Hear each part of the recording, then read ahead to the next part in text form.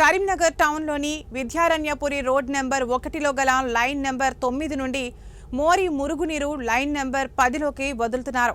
దీనివల్ల line number 10లో ఉన్న apartment చుట్టూ నీళ్లు చేరి దోమలు పందులు రావడంతో వ్యాధులు వ్యాప్తి చెందుతున్నాయి. స్మార్ట్ సిటీ మధ్యలో ఉన్నటువంటి విద్యారణ్యపురిలో ఉన్న ఈ సమస్య డివిజన్ 2లో మాజీ కార్పొరేటర్ శ్రీనివాస్ జిల్లా మున్సిపల్ అధికారులకు 1 సంవత్సరం నుండి ఎన్నోసార్లు ఫిర్యాదులు చేసినా ఎవరూ పట్టించుకోవడం లేదని గ్రామస్తులు ఆవేదన చెందుతున్నారు. లైన్ నెంబర్ 9లోంచి మొత్తం 10లోకి వస్తున్నాయి, రోడ్ల మీద ఆగుతున్నాయి. అంతేకాకుండా పక్క ప్లాట్ లోపల కూడా స్టోర్ అవుతున్నాయి. వాటితో విపరీతంగా దోమలు వస్తున్నాయి. అసలు ఈ దోమలు పురుగులతోని చిన్నపిల్లలు మొత్తం వ్యాధుల బారి పడుతున్నారు.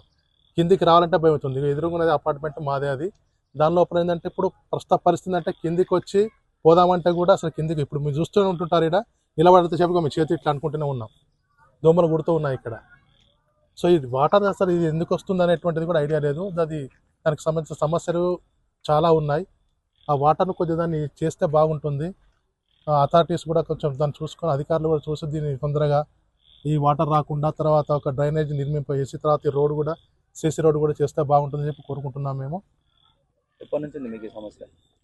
మేము దాదాపు ఇక్కడికి వచ్చి 1 year అయింది. 1 year నుంచి కూడా ఏదో సమస్య ఉంది ఇక్కడ మాకు. ఇక్కడ అంటే ఎక్కడేమో నీళ్ళు ఎక్కడి నుంచి వస్తున్నాయి మరి?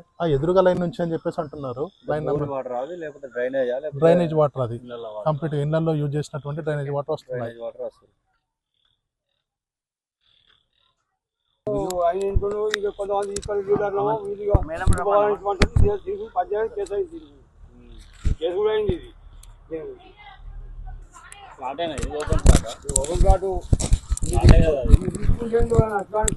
వద్దామని కూడా వీళ్ళు అంటారు, అటు వీళ్ళు అటు పోవాలని వాళ్ళు అంటారు, వీళ్ళు అంటారు.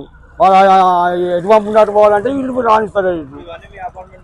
వీళ్ళు కలిసి ఇప్పుడు అపార్ట్మెంట్ ఇప్పుడు మనం కొనుక్కుంటే